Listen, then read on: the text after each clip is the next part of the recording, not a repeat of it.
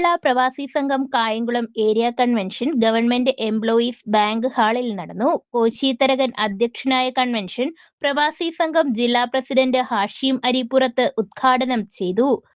70 കാലഘട്ടം മുതൽ കേരള സമൂഹം പ്രവാസ ജീവിതം തുടങ്ങിയതാണ്. ആദ്യകാലത്ത് സിംഗപ്പൂർ, മലേഷ്യ, പിന്നെ ശ്രീലങ്ക, അവിടെയൊക്കെയായിരുന്നു ആദ്യത്തെ പ്രവാസം.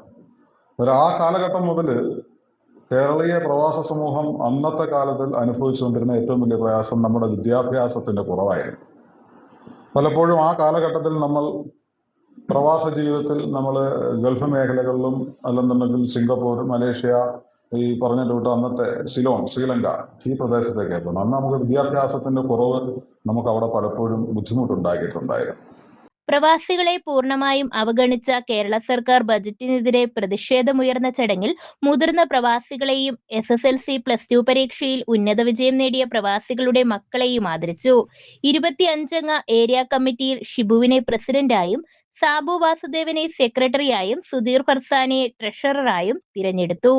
ഹരികുമാർ, സുരേഷ് കുമാർ, ജേക്കബ് കുട്ടി, അഷ്കർ തുടങ്ങിയവർ പ്രസംഗിച്ചു. News bureau, Kayamkulam.